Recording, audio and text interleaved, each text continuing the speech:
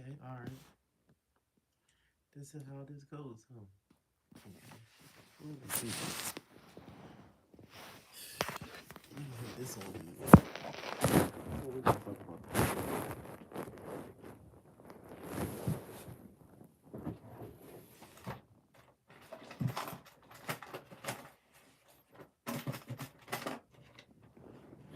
Well, I've been on this dating trial for a minute.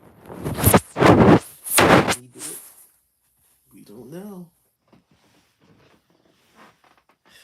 I need to get my subscribers up. So, what I want everybody to do, run those likes up. That's what I need to get my likes up. Because if I get my likes up, I'm good money. If I don't get my likes up, then I'm not good money. I was gonna start out another channel, but somebody told me, why would you start another channel if you already got like 8,000 subscribers? They're like, bro, like you're not searching for anything else. You just need to push content through here. So this is what I plan on doing. I'm gonna push content strictly through here. Like I want to say like the next 10 days maybe. I'll be on here every day at the same time. Animal stream for a few hours until I build the algorithm. So it's 5 o'clock. So I'll be on here every day, 5 o'clock until at 5 to 8, 5 to 9, something like that.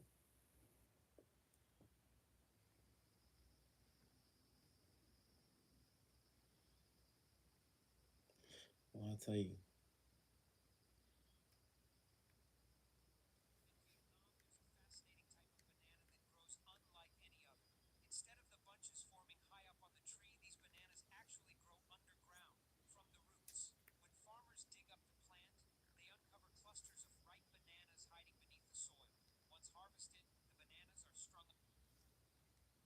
Directly to local markets in a truly unique display of farming efficiency. But the innovation doesn't stop there. The leftover banana stems are chopped up and tossed into fish ponds, serving as food. Nothing goes to waste. What's more, the raw, inner part of the stem is carefully packaged and sold as a vegetable. It's crunchy, nutritious, and used in a variety of local dishes. From root-grown fruit to recycled stems, this What? clever farming technique turns the entire banana plant into a source of food and income.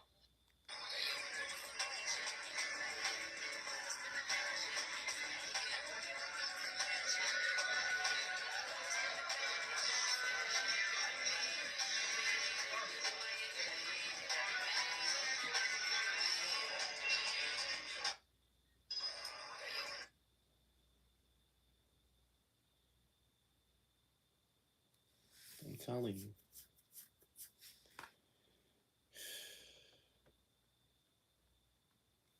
Okay, that's what I need to do. Need me a little shot. Almost this weekend. I've been chilling every day. Working hard, boy. Working hard, my friend.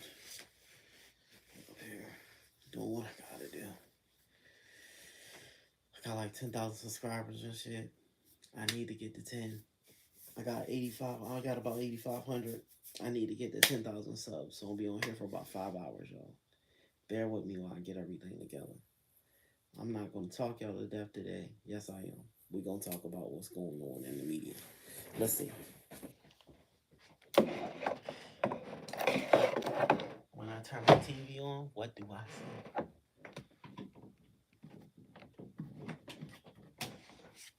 What about No Jumper? No Jumper is starting to cease to exist. Yeah, No Jumper is ready to cease to exist. Do y'all see everything? Like, they got rid of Suspect. What's name's in jail? Brick Baby's in jail.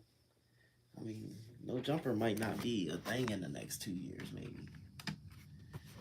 It might just be Adam 22. He might have to rebrand himself. He tried to bring 607 Unc over there, but like 607 Unc just need a 607 Unc where he built his own brand and he's ready to just leave Adam in the dust because he knows he's the energy. Adam just so greedy, he's just not paying attention. Like, oh yeah, somebody else is coming over there for free, where he build all their clout up and leave and out and what's they think he ready to clock in for some dollars, but that's not what's going on. That's not what's happening. Oh my god. So I don't think they're gonna be around too many more years. I need to get a shape up too. Yeah, I'm ready to shape my shit up. I'm ready to cut this. Got my food downstairs. So what was I watching?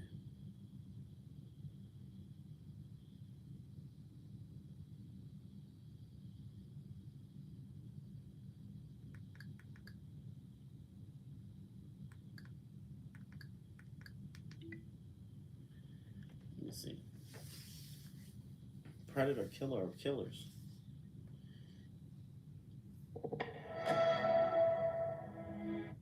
I just want to see the preview. I don't want to sign up or log in. Oh yeah, they playing too many games.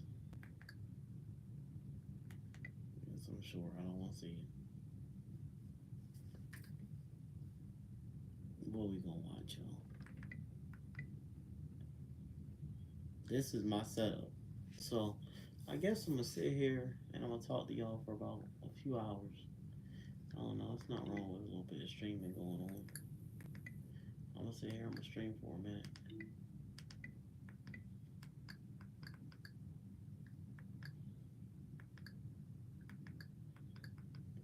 Let's see.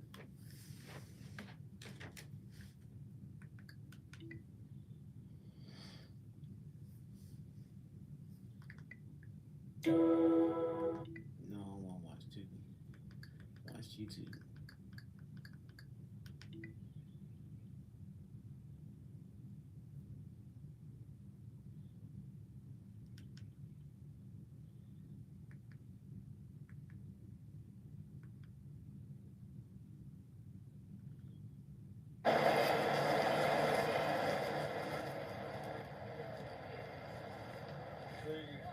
Over here.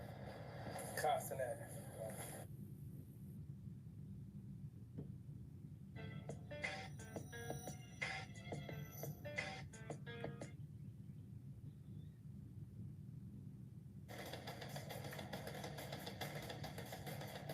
What? He lost the belt on the And now, scales. ladies and gentlemen, world title action returns to the 7 cities in the main event of the evening. It will be the champion. That's crazy. I'm Pro Baller Lonzo Ball, and some people say I got big hands. Nobody wants to drink a The Buzz Ball. I'm businessman, sorry. Keyshawn Davis, as he takes on the challenger, Edwin De Los Santos. Keyshawn Davis. Your first. So he's up here. He ready to fight. Please welcome the former world title challenger. He is once again the challenger. Please welcome Edwin La Granada De Los Santos.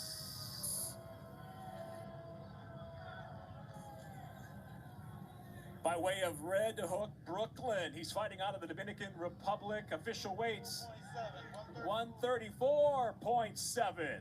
134.7 pounds for De Los Santos. And now, ladies and gentlemen, please welcome the undefeated defending WBO lightweight world champion. This is the businessman, Keyshawn They Davis. say he weighed too much. So what happens if he weighed too much? Hold on.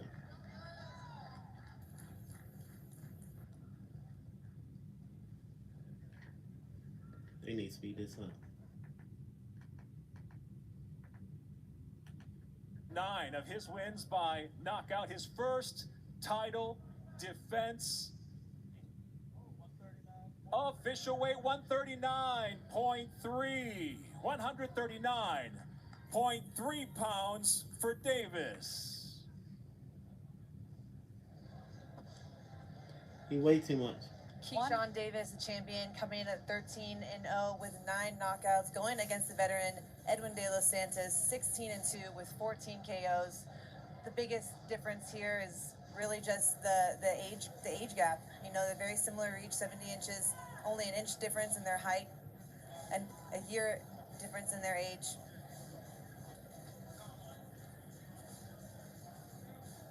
Oh, so he ain't ready to get this title?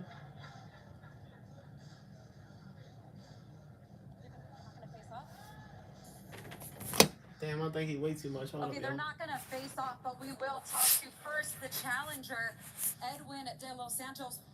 4 pounds over the weight limit for Keyshawn Davis. He has an hour to try to make the weight should he choose. What's your initial reaction to hearing that the champion is overweight?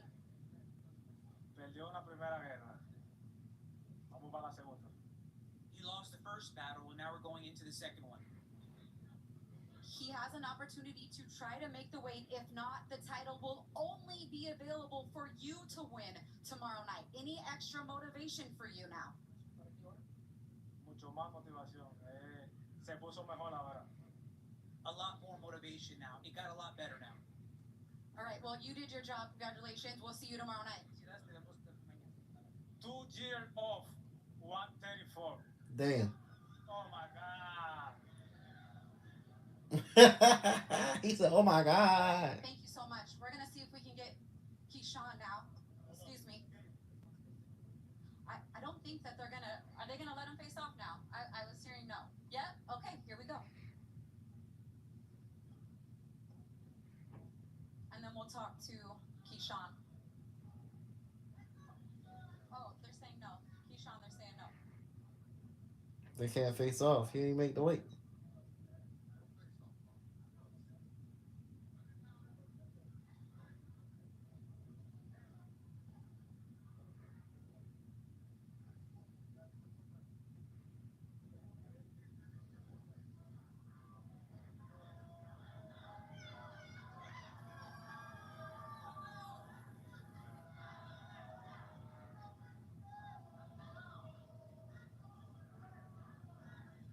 My God, he way too much.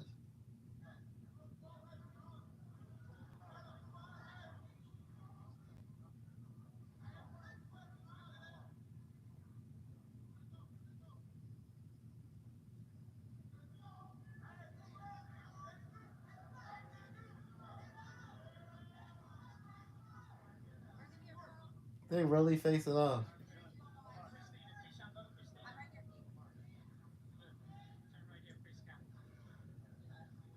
All right, champ, everybody's out here to talk to you and hear from you. 4 pounds over the weight limit. Are you going to give it a go? Are you going to try? Nah, I outgrew the weight. I've been making this weight for over 4 years now. I should outgrew the weight. I tried. You know, I was up late last night trying to woke up early this morning trying to make the weight. I just outgrew the weight, man. I was feeling it last time I was fighting ranching. Thank God I made it.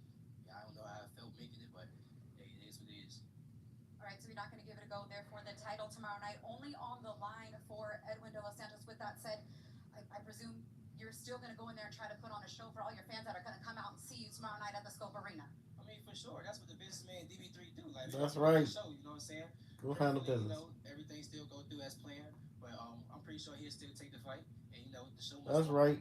Yeah, you were on this very same position the last time we were here in November. Now you're on the other end. So safe to say this will be your last fight at 135 pounds. I mean, I was 4 pounds over. Bro was like 7 pounds over. That's What? like damn near 10. You know what I'm saying? So I didn't reach the next weight class. You know what I'm saying? So the show still is going to go on for sure. But you know, we just gotta handle business. Up to 140 after this, or are you still gonna try 135? Well, honestly, I was going to 140 after this anyways. Honestly, so it was like, hey, whatever. It is what it is. You know what I'm saying? What can the fans expect for you tomorrow night? They're sitting back there. They've been waiting for you to get on the scale. They'll be in the building tomorrow night. What would you like to tell them? Expect the same thing. The businessman knocking people out. And De Los Santos, he's next. All right. Thank you, Keyshawn, for your time. Ladies and gentlemen, this is boxing. This is Top Rank, and this will be the main card of the evening live on ESPN. And we'll kick it off here with the co-main event. It's scheduled for 10 rounds for the NABO and NABF Lightweight Championship. The matchup, the champion, Abdullah Mason, the challenger, Jeremiah Nakatia.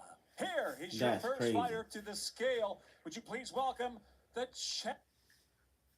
All right. Let's see what else we got on here.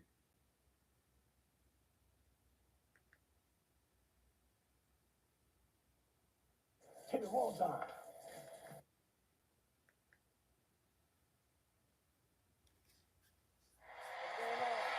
Hello. How you doing?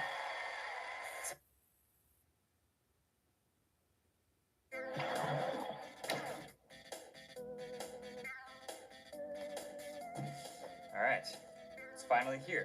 Nintendo sent this box over, and inside this box is our Nintendo.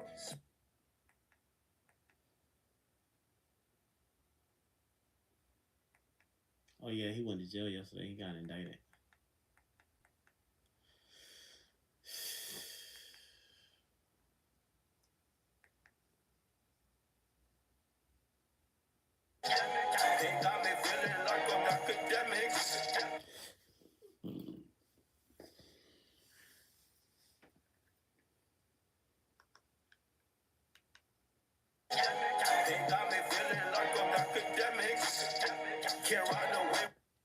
Jane Doe. Okay? Alright. Let me get in the game. Alright, cool. Alright, so before the jury came in, they said the judge is asking about things that's going to be used. They said, what about a screenshot of the text between Ms. Ventura and Ms. Karam? Shapiro says, only the text should be admitted, not the photo. Who would follow? Who would follow a Diddy trial? Every day. Fucking Diddy. Every day.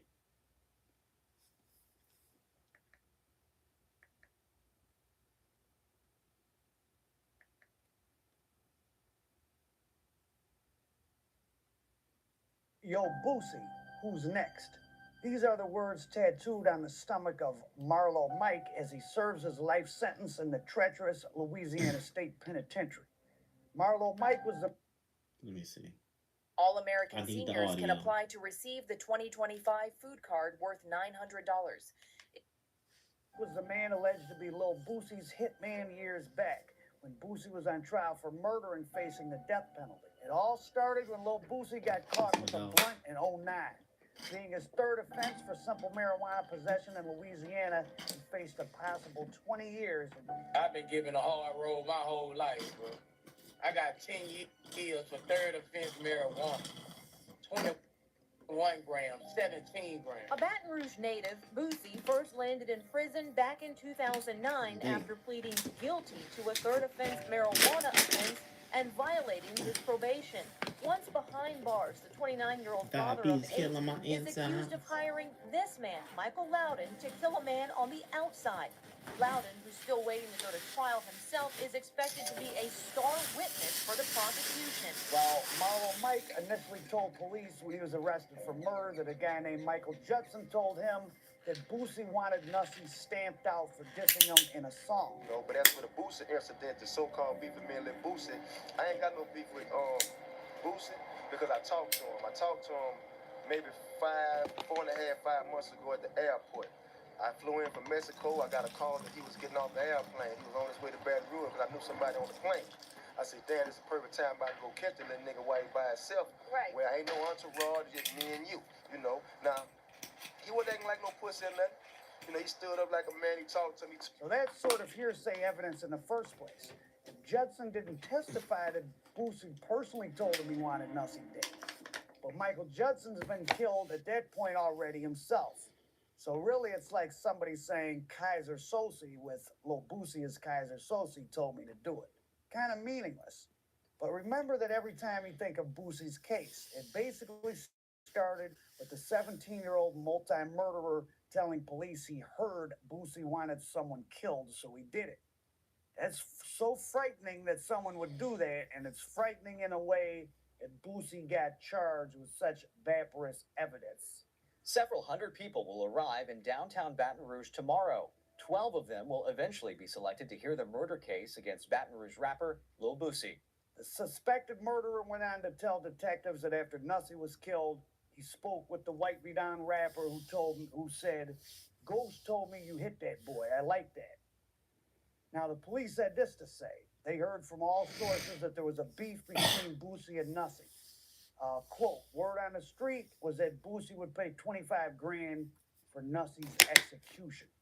Now, prosecutors should know that type of hearsay is not real evidence, word on the street. And by their own admission, Marlo Mike Loudon didn't even know Boosie at that time, hadn't met him, but took it upon himself, I guess, to win admiration and obtain the $25,000.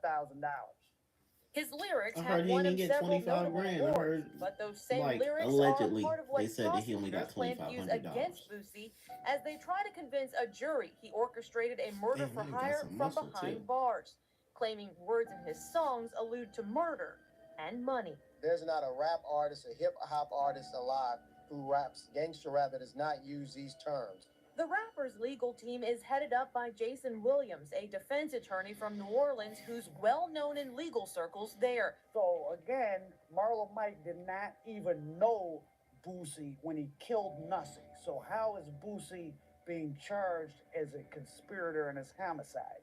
Now they ended up not charging him for Nussie, but that's what got the ball rolling. That's crazy. Everybody click that like. I'm gonna be streaming for a minute. I'm gonna be on live for like 4 hours straight. Leave your comments. Tell me what type of content you think I should do. I mean, like, should I do food reviews? Should I do like landscape interview people? What should I do?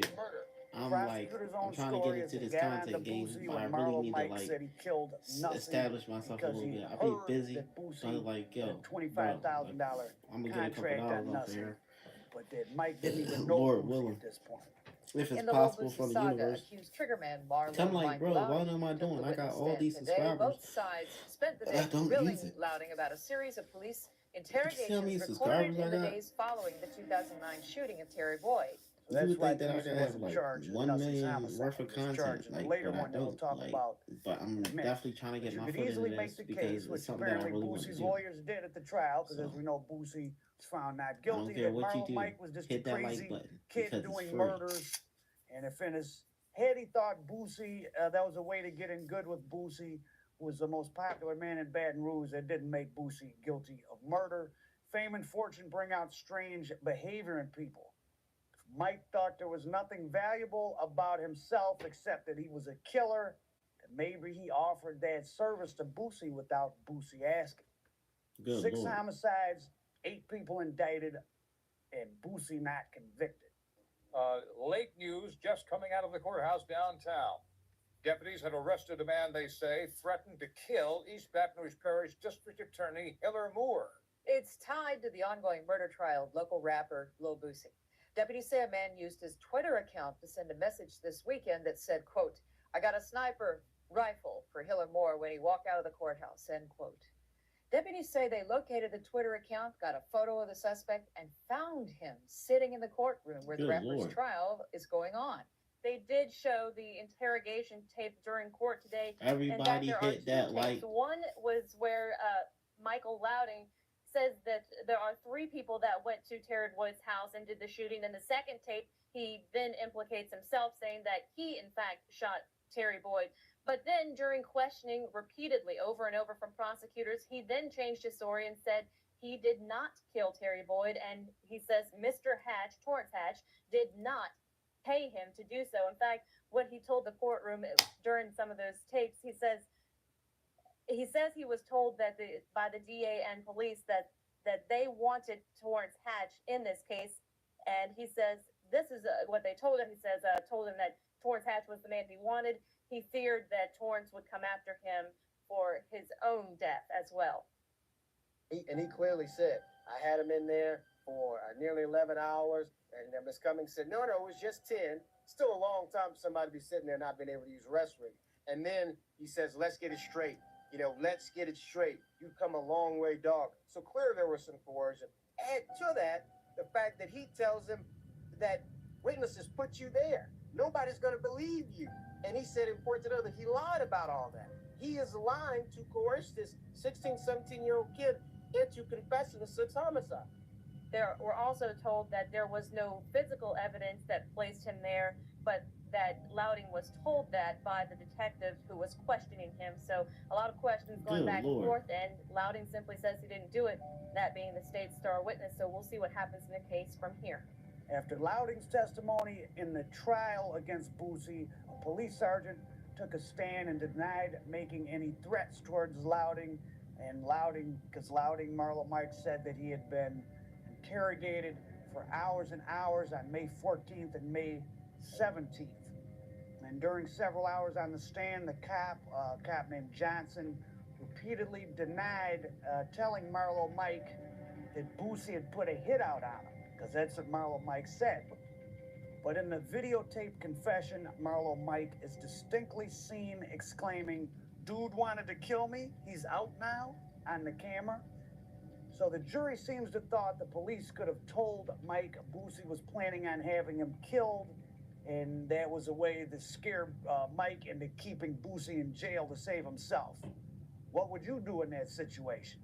The kid was 17 and making split-second decisions, and a homicide detective was telling him or implying that Boosie was going to kill him. So tell us something to keep Boosie off the streets. And he told them what they wanted to hear, whether it was true or not. Quote, "We didn't have any other baskets," District Attorney Hiller Moore III said in an interview when asked about basing the entire case around a basket of possibly tainted evidence from a single 17-year-old serial killer.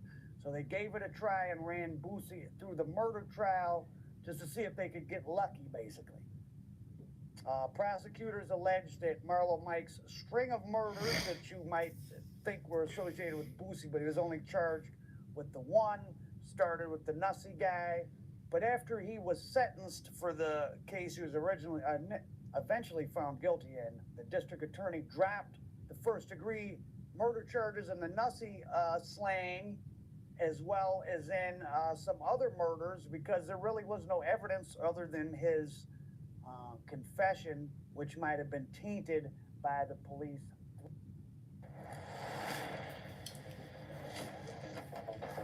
Yeah, brought their line on itself. That's my dog, little Boosie.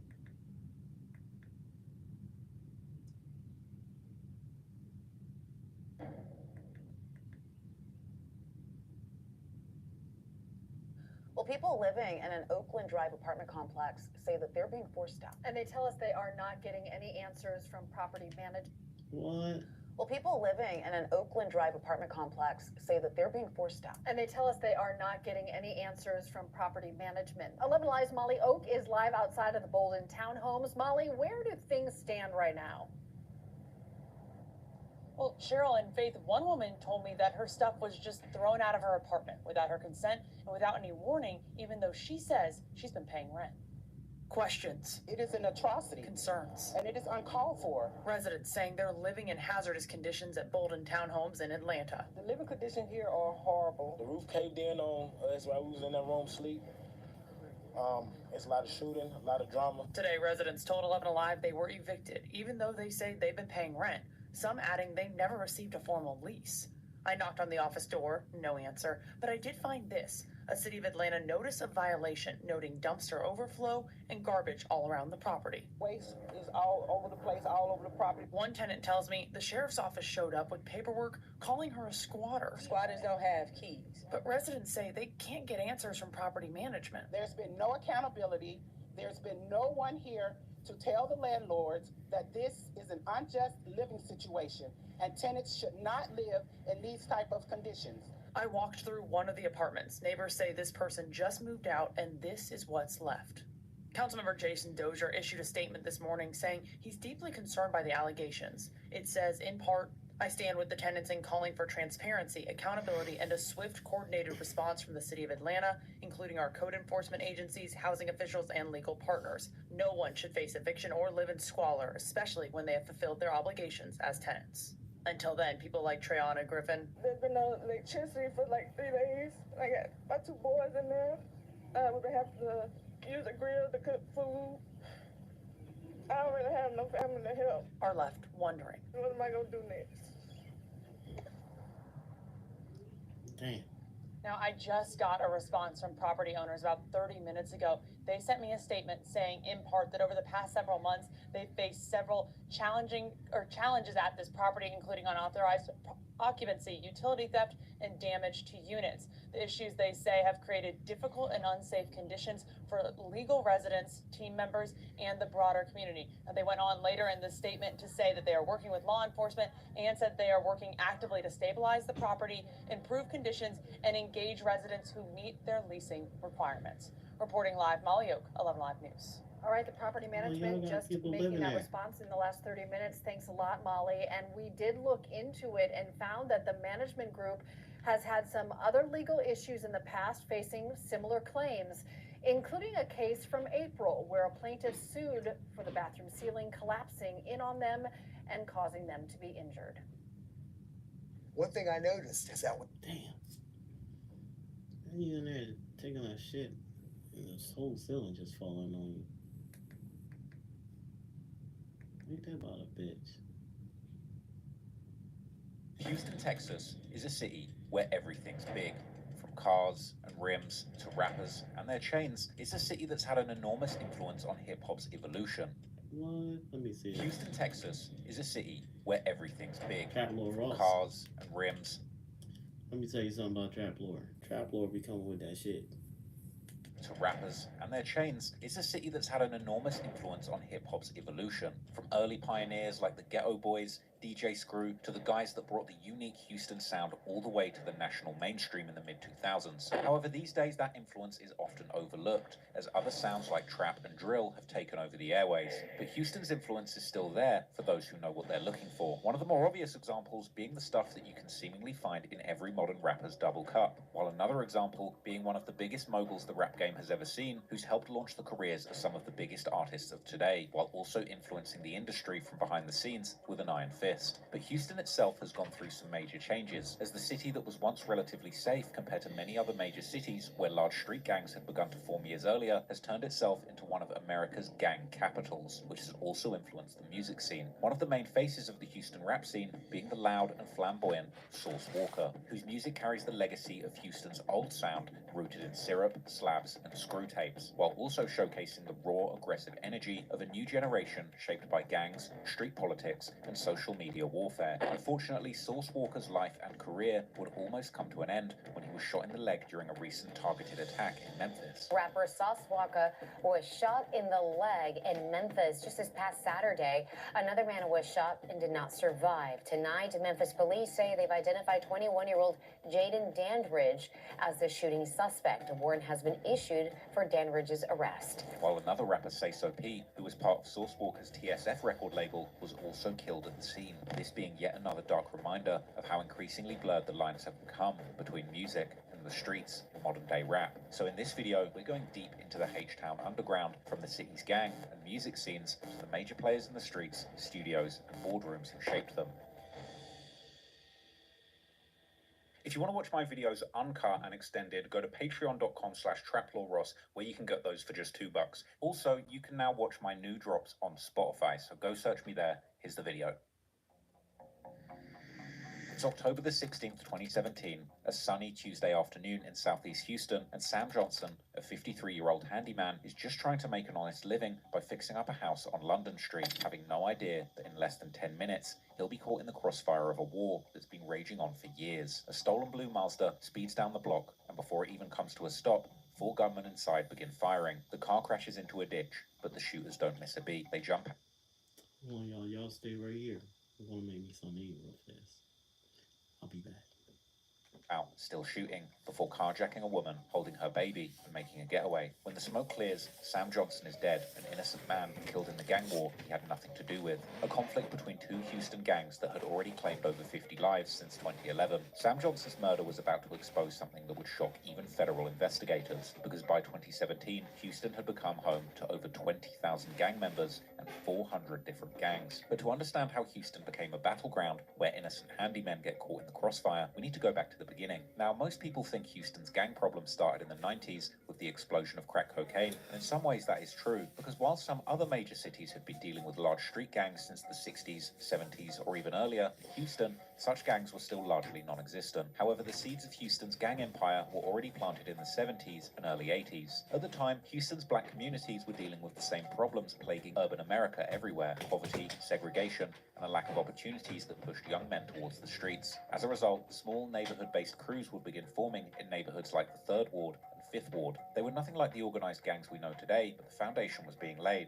But while cities like Los Angeles and Chicago had already developed their own gang cultures, Houston was about to become something different, a melting pot where gangs from across America would come in to set up shop. It started with migration throughout the 70s and 80s as people were moving to Houston from cities like Chicago and LA, drawn in by job opportunities and the oil industry. Some of these migrants would also bring with them the colors, codes, and criminal knowledge of some of America's most dangerous gangs. But the streets weren't the only place where Houston's gang future was being written. Inside the Texas prison system, something even more significant was happening. In 1984, the Texas Mexican Mafia would be born behind bars. The Texas Mexican Mafia is considered a Tier 1 gang threat to our state. They got the highest rating threat to us as any gang member.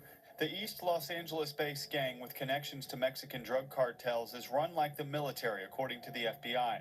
They have a leader who is in federal prison in Colorado.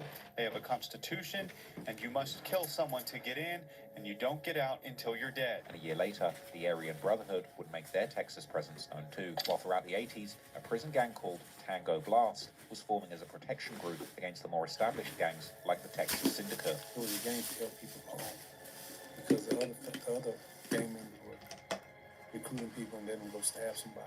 Yeah.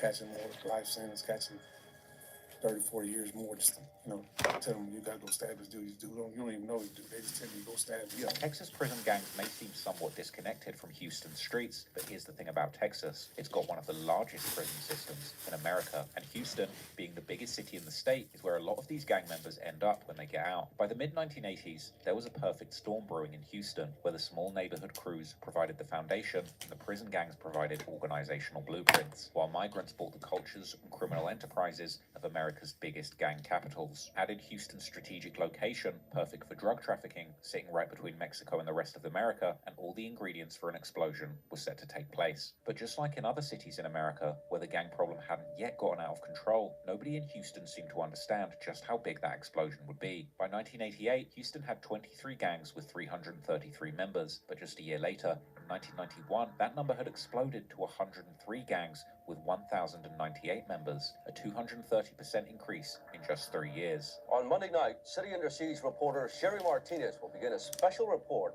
on Houston juveniles who were busted for allegedly selling crack cocaine. On a Wednesday night, a school night, yet this 15-year-old is being arrested for allegedly selling crack cocaine. Did he sell to the undercover officer? Yeah. He's going to be our primary delivery, I believe. You feel this is wrong to do? Not really. You don't think it's wrong? Why? Because making money. 3 other juveniles have been arrested for allegedly dealing drugs. 2 of them are brothers. You said you've seen kids come in with large amounts of cash. What have you seen? $700, $800, $900, food stamps,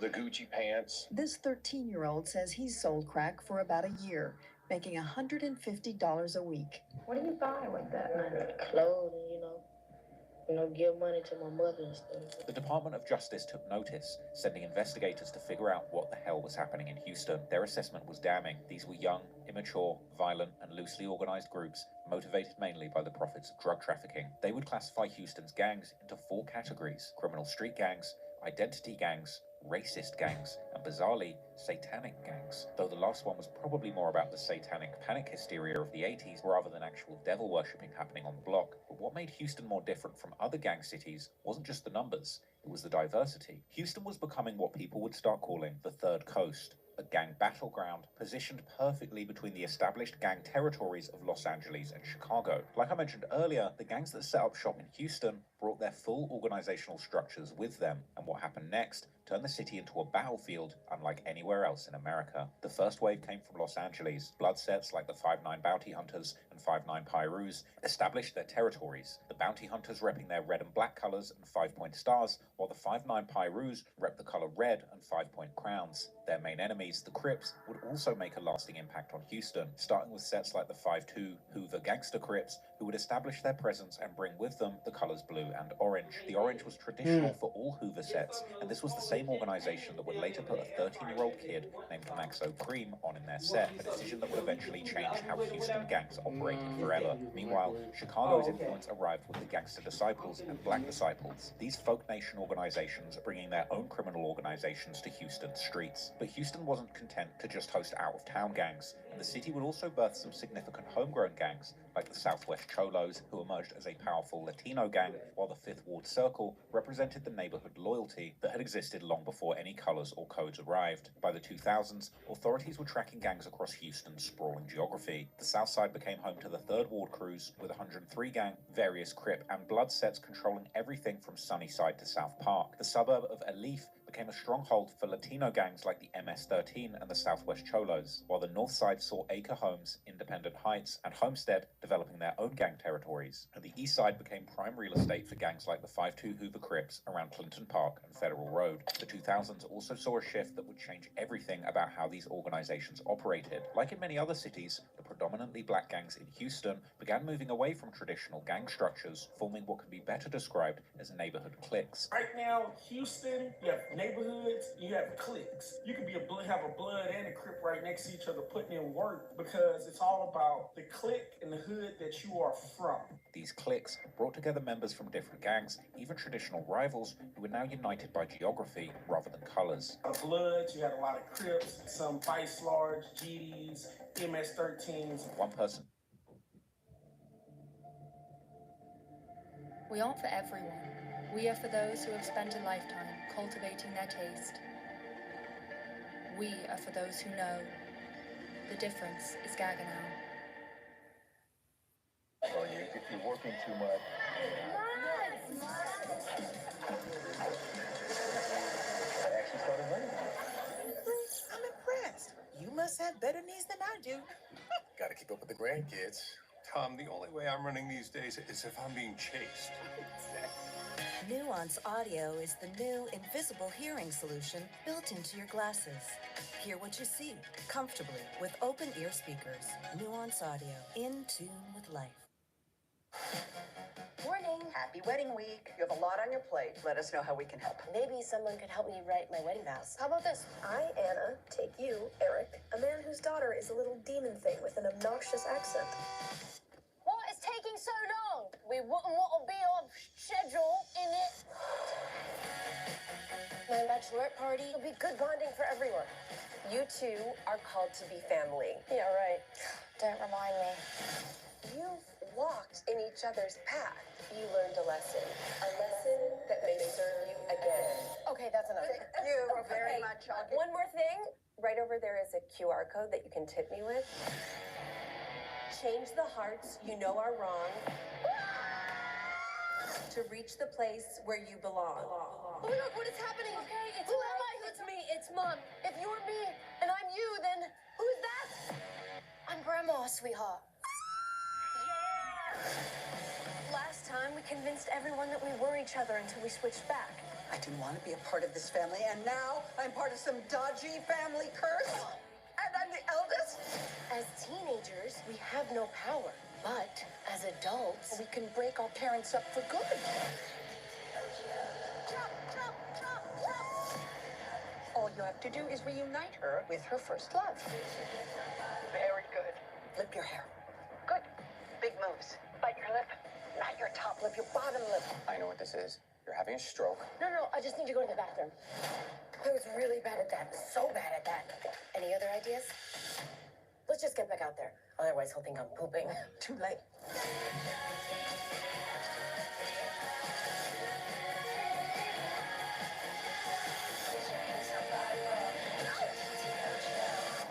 Nice card. It's totally mine. She thinks you're cute. I do not. Yes, she does. I do. She so does. Dr. Coleman? Oh my God, go. That's my therapist.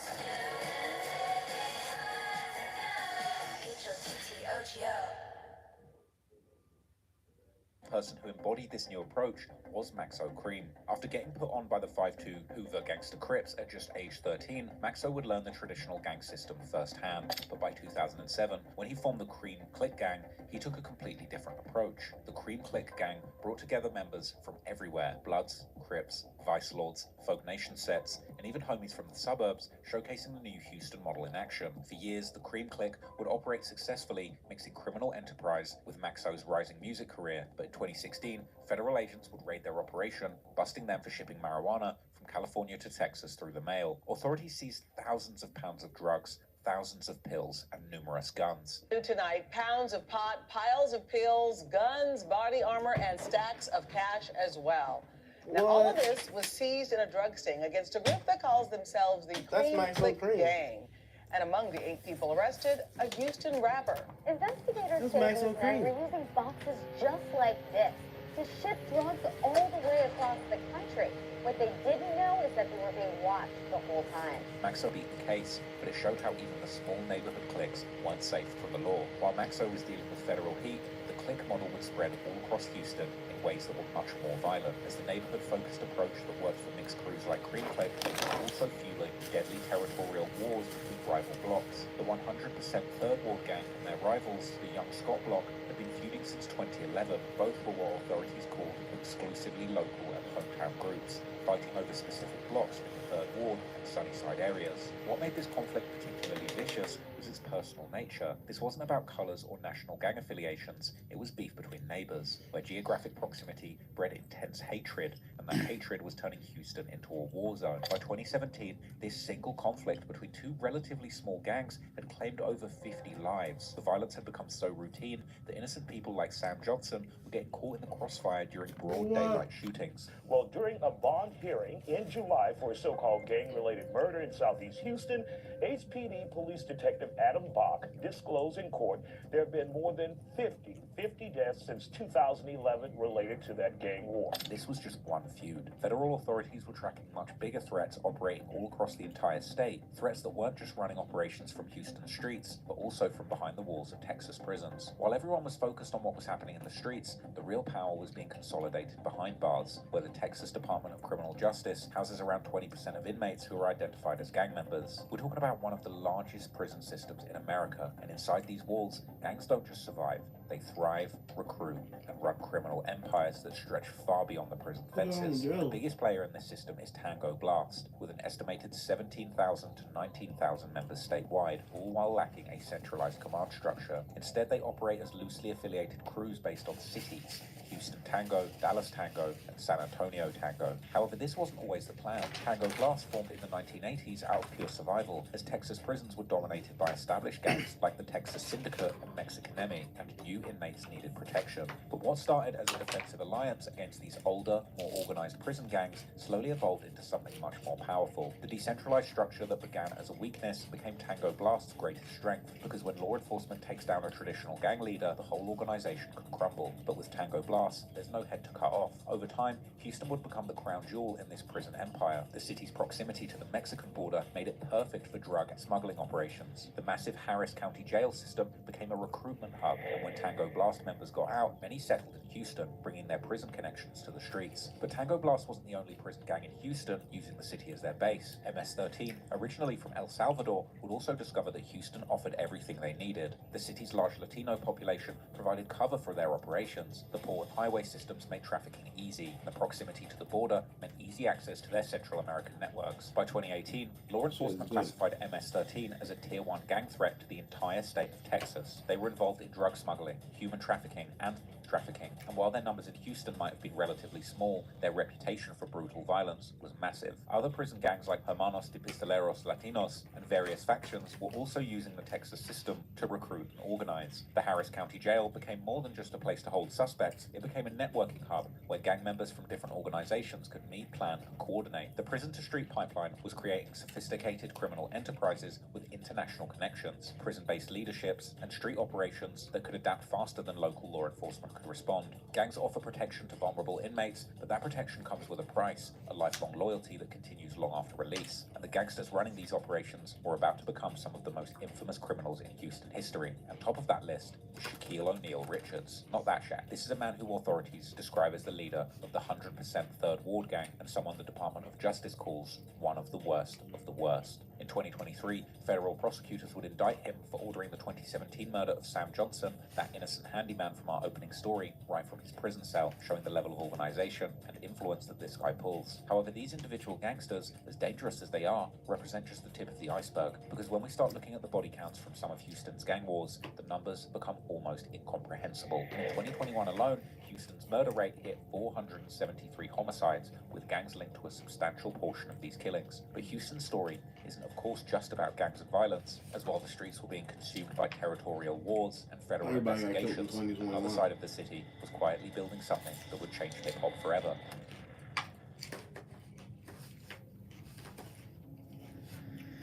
Houston is a city with one of the most unique hip-hop cultures in America, known for things like the slowed-down sound of chopped and screwed music. He invented chopped and screwed music, which was essentially slowing down existing records to a snail's pace, like a syrupy drawl. And I ain't gotta talk behind your back what I said about your boss. Which was deeply influenced by the city's first for the so-called purple drank, aka lean, a codeine-based cough syrup that's mixed with soda.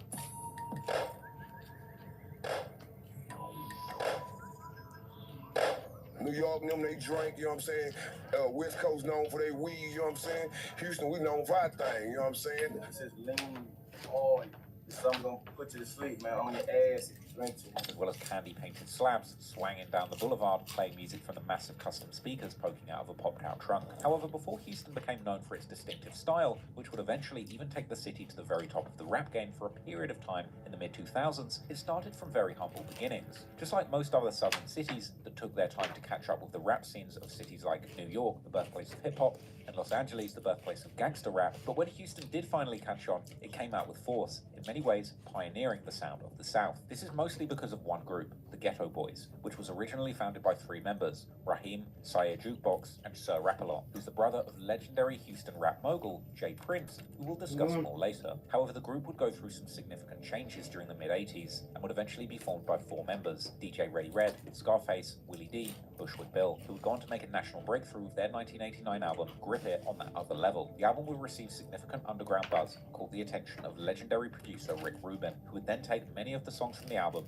together with some new and old songs, and reissue them through his Deaf American Recordings imprint under the album name The Ghetto Boys in 1990. The album brought the Houston rap scene to major attention nationwide, although the biggest reason for much of its attention was due to the fact that Geffen Records, who were the distributor for Rick Rubin's Deaf American, would back out from their distribution deal with the rap group after hearing the music on the album, deeming the lyrics way too violent and sexually explicit, which would cause headlines all over the country. These kinds of early controversies contributed to Southern rap becoming eventually known by the moniker Dirty South, due to the extreme violence and other explicit themes often present in the music. While the Ghetto Boys are often considered to be the pioneers of so-called horrorcore rap, a subgenre probably best known for the rap group The Insane Clown Posse, aka ICP, whose member Violent J would later tell the Ghetto Boys rapper Willie D how the Ghetto Boys had influenced their sound. And for anybody don't know, wicked horrorcore is rappers rapping about fantasy horror. You know what I mean? Things, anything supernatural or something of fantasy, like a horror movie or something. You know what I mean? Anything along those lines. Violence. The first horrorcore song I ever heard was Assassin. Yeah. By the original Ghetto Boys. Ghetto Boys would then go on to release their official breakthrough album, the 1991 hip-hop classic We Can't Be Stopped, which included the smash hit Mind Playing Tricks on Me. The album continued on the direction that had first placed the group under public scrutiny, the album cover including an image of Bushwick Bill getting pushed on a stretcher by Willie D and Scarface, the image being taken shortly after a real incident where Bushwick Bill had gotten shot in the eye. However, while the Ghetto Boys were making a way for Houston and the entire South with their controversial gangster rap sound, there was also another subgenre of rap forming in the city, pioneered by a DJ who enjoyed sipping the infamous purple drank while trying to make the music he was playing match the way that he was feeling under the influence. I'm of course talking about DJ Screw, who would invent the so-called chopped and screwed music by slowing down or screwing songs down on tempo and pitch, and then playing the same song on both turntables with a beat difference, allowing him to create a chopping effect where certain parts of the song were repeated. This combination would create an almost psychedelic feel, while transforming existing songs to the point where they sounded completely new. Screw himself was likely influenced by earlier Houston DJs like Daryl Scott and Michael Price, who both experimented in the 80s with slowing down R&B songs to either create smoother transitions between songs or to achieve a more laid-back and mellow vibe. But Screw's unique approach would become a huge phenomenon in the Houston rap scene during the 90s, to the point where people would line up in their cars for blocks just to get their hands on his latest mixtape that he was selling straight out of his house. Screw and his friends would also have a rap group called the Screwed Up Clique, made up of numerous Houston legends like Fat Pat, Big Hawk, Big Mello, Big Mo, Big Pokey, PSG, Lil Flip, Lil Kiki, Zero, and Lil O, the Botany Boys, and many others. They would often meet at Screw's house, where they would all freestyle together while sipping lean and smoking dope. Had no common denominators, it gets greater later. If you're straight for perpetrators, I pull more stunts than Evil Knievel, cause I'm on that chase for the root of all evil, trying to thread the needle, making hits like the Beatles. This is just the first chapter of a legendary sequel. Every day, all day, with parlay and sip, pints of lean and 2 liters with a face grip, too clean on the scene, G'd up and down, riding on bows, pimping in the streets of H-Town. Hello!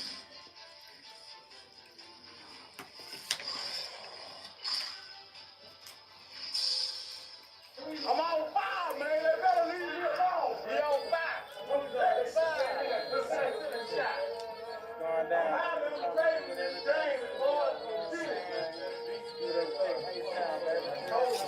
While Screw himself would unfortunately pass away in the year 2000, reportedly due to an accidental overdose caused by his sipping lean, his influence would continue to shape the direction of the Houston rap scene for years to come, from the slow-down beats to the codeine-soaked cadences of the rappers, and even the way that the songs would often create impeccably catchy choruses by sampling old Houston classics and pitching the voice down in the chopped and screwed spirit of DJ Screw. This unique style would pay off big time during the mid-2000s, when Houston would lead the southern takeover of the rap game during the heyday of the so-called Dirty South era. Several Houston artists would become mainstream household names during this period, including guys like Mike Jones, Paul Wall, Slim Thug, Chamillionaire, Trey the Truth, and of course the Underground Kings, aka UGK, made up of Bun B and Pimp C, who were originally from the city of Port Arthur, but would rep Houston heavily during this time. Unfortunately, this golden age of Houston rap would eventually come to an end during the late 2000s and early 2010s, as other sounds and subgenres would take over. However, in recent years, there have been numerous great rappers from the city getting mainstream attention once again, like Megan Thee Stallion,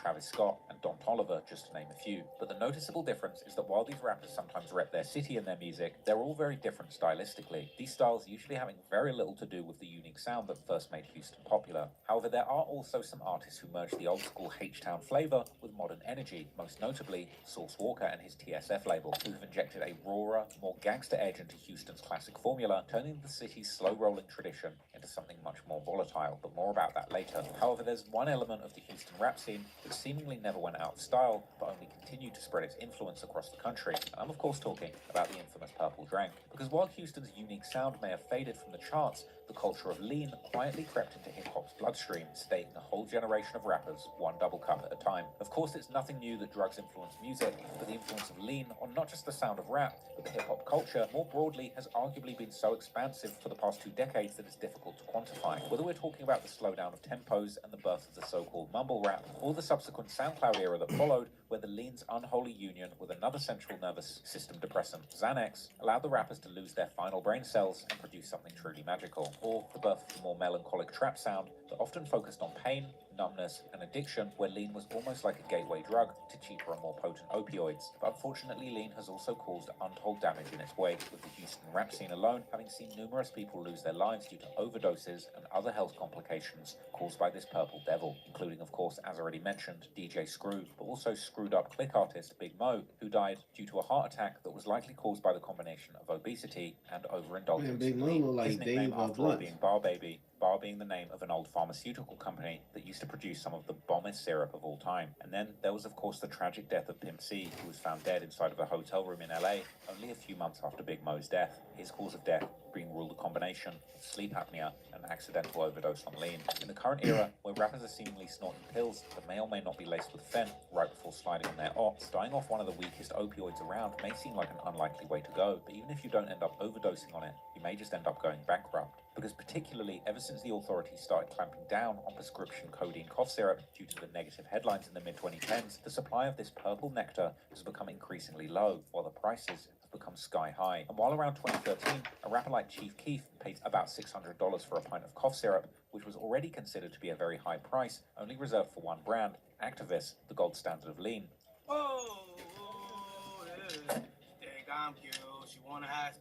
Nowadays, the Actavis cough syrup has been discontinued due to bad publicity caused by celebrities abusing it, while other brands of cough syrup that the rappers wouldn't even look at before now go for thousands of dollars a pint, if you could even find one, which is why numerous rappers have publicly admitted the ridiculous amounts that they have spent to support this habit, including the Houston rapper Sauce Walker, who actually revealed that he has spent a ridiculous $5 million on lean during his lifetime, starting his decades-long sipathon at just the tender age of 9. Sip and drink is not like doing no other drug in America. It's the most expensive drug to do as a... You say you spent $5 million on that. That's facts? Easy. $5 million on drink? Easy. Damn. Easy. You gotta think I've been sipping drink. I've been sipping drink since I was 9 years old. The codeine drink is the first drug I ever did in my life. It's the first drug I ever consumed. Right. However, while the real syrup has dried up and the price of a pint is pushing past a mortgage payment, lean still hasn't disappeared. In fact, the culture around it is bigger than ever, and like most things these days, it has gone digital. Now, if you're a Reddit disciple like me, you might have heard about a subreddit called r/drank, which is the successor of an earlier subreddit called r/lean. This is a place where the most dedicated sippers share pictures of their recent scores and obsess over syrup and exotic sodas like they're some kind of rare collectible. One of the more interesting phenomena on this subreddit, which perfectly captures the current high status of lean as a rare and luxury item, are posts about so-called dino juice, cough syrup that's so old it's basically prehistoric, with some of the most devoted sipologists collecting these mythical pints like rare antique pieces of art. And if you throw a house party and you're not careful, you might find one of these leanologists in your grandmother's attic, rummaging through the cabinets in the hopes that they might find a 4 of that vintage Ack from 2006.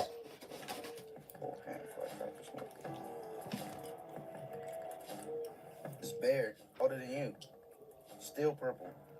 Yeah! Oh my God! Legendary. But while lean may have been the biggest force in influencing the sound of Houston and beyond, there was also another major force working from behind the curtain and shaping the infrastructure and movement behind the music. This was, of course, the biggest rap mogul to come out of H-Town, J. Prince, who during his long reign on top of Houston's hip-hop hierarchy has become both respected and feared, with an influence that allegedly extends far beyond music, from the streets to politics, earning him a reputation as the official godfather of Houston.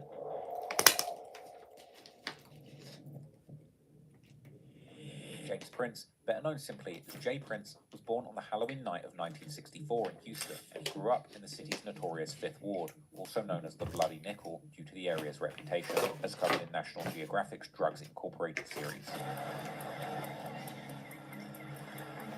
This is a bad neighborhood. They don't call it the Bloody Nick for nothing.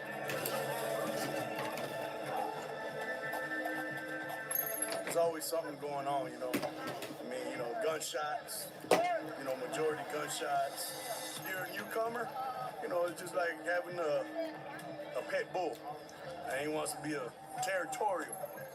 So if a newcomer comes in, you got all the pet bulls. Oh, look. Prince's mother, Sharon Smith, was just a teenager when giving birth, while J. Prince would later find out that the man he thought was his father, Adam Hackett, was in fact not his blood father. His real father was a man named Ernest Prince, a natural-born leader and a hustler who loved the streets. The apple didn't fall far from the tree, as J. Prince would later write in his memoir, hustling and being a leader were qualities that he possessed from a very young age. Partly this was likely also the result of growing up in the Clean Manor apartments, located on the infamous Coke Street, where a young J. Prince learned early that survival meant hustling in whatever way possible. Many of Prince's hustles were legal. He sold eggs, fixed mini bikes, and mowed lawns. But, as he disclosed in his memoir, he would also partake in illegal hustles, and many of these seemingly involved him observing the other kids in his school and neighborhood in order to find the weakest links, or followers as he would call them, so he could take advantage of them. This would include hustles like stealing entire cannabis plants from his friend's backyard, where the friend's father grew them, and then selling them to the local dealers, or urging his kleptomaniac friend to give in to his vices and skip school every day so that he could steal various items for him. Prince seems to look back at these actions somewhat proudly, because in his mind, this was seemingly him perfecting his leadership skills and taking care of the people around him, particularly his family. This attitude was something he had learned to survive the tough streets of the Fifth Ward, but the obvious downside to everyone except his family was that if J. Prince wanted something, he didn't care about the people he had to screw over to make it happen. A defining moment in young Prince's life would come when he was only 11 years old, as his sister Xenia was struck and killed by a train while walking home from school. This tragedy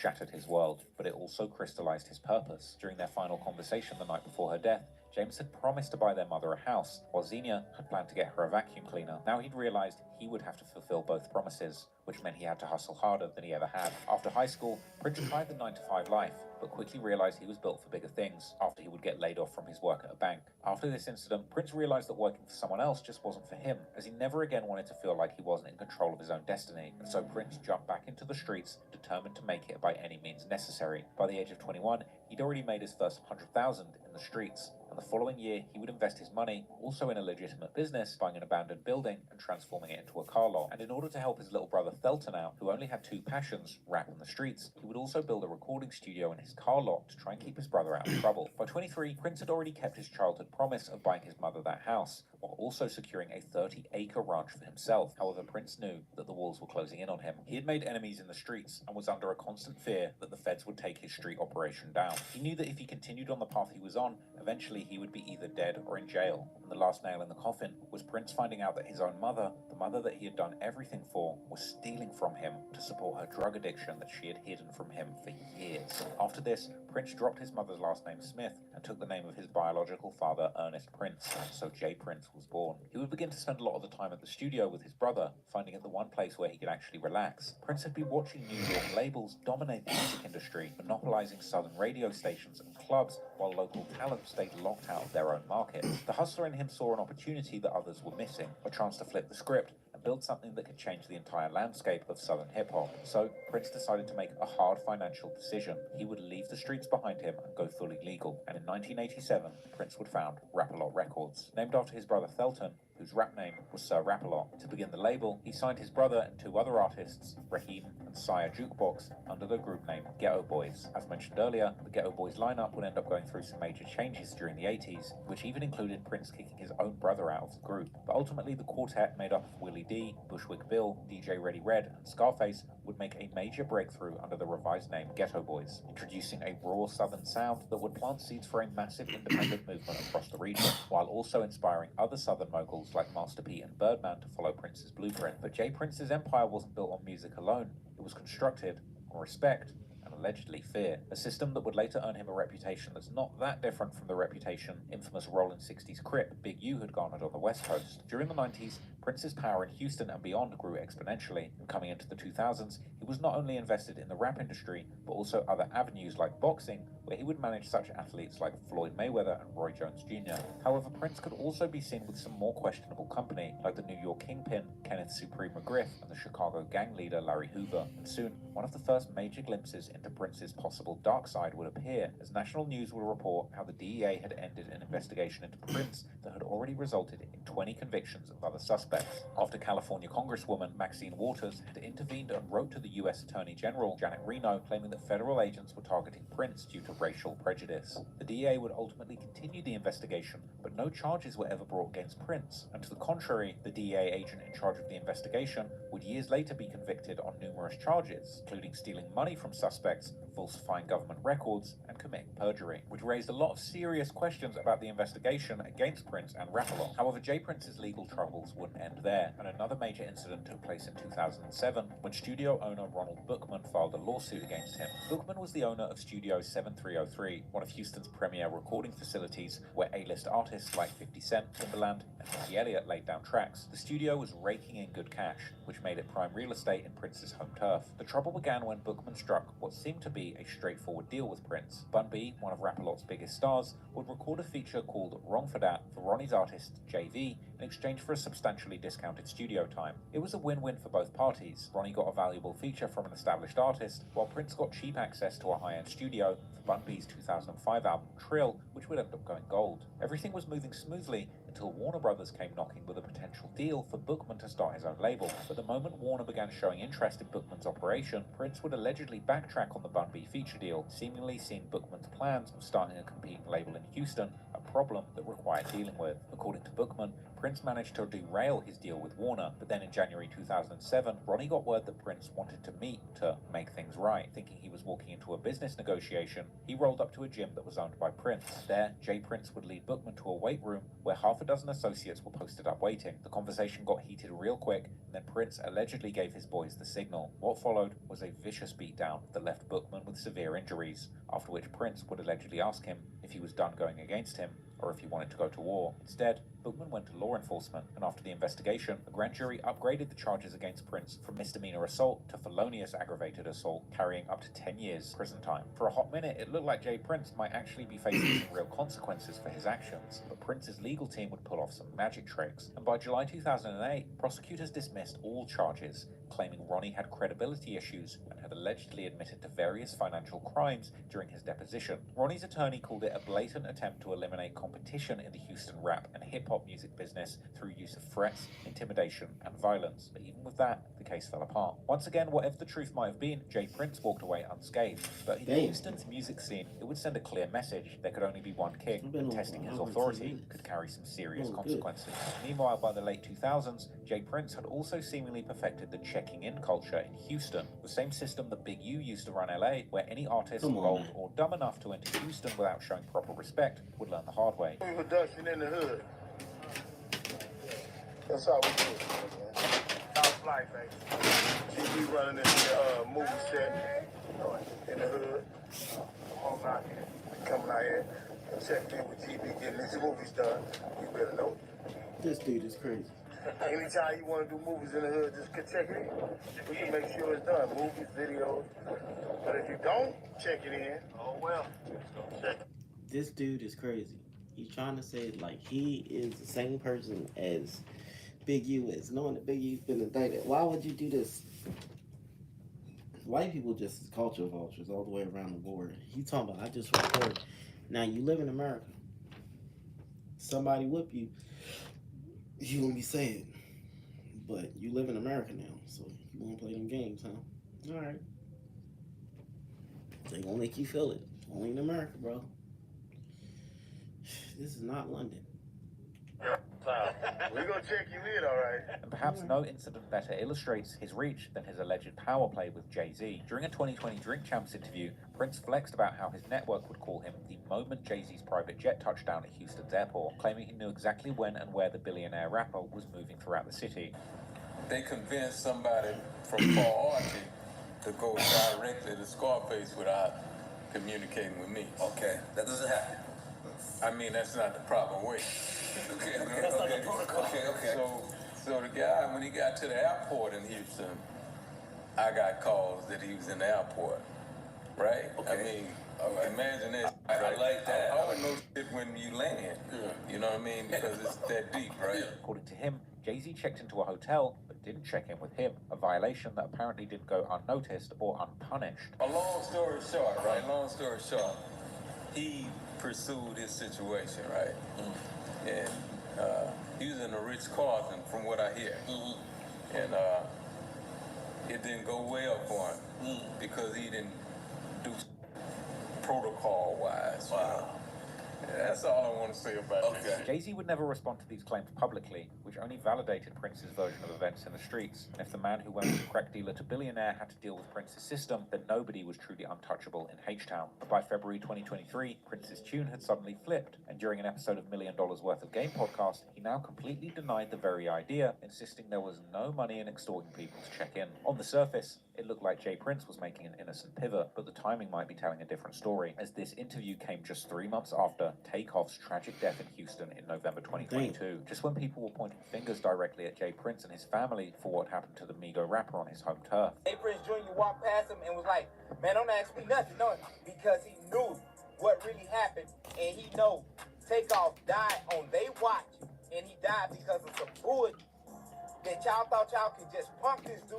However, Prince's attempt at rewriting his past would be quickly challenged, because that same month, he he would get called out by none other than Charleston White, a controversial media figure and former gang member who wasn't buying Prince's newfound "I'm just a businessman" persona for a second. Now, the beef between Charleston White and Jay Prince had been simmering since late 2020, when White started running his mouth about Prince's son on social media. But on February the 18th, 2023, that long-running beef would explode into something much bigger when Charleston White's scheduled appearance at a Houston youth mentoring event mysteriously got axed. White initially tried to play it off, posting the event flyer and claiming the internet was lying about any cancellation, but then he would suddenly drop the receipts, showing screenshots that Sonia Parker, the organizer of the Parents Against Predators community event, had indeed been told to cancel his involvement in the event. This would prompt White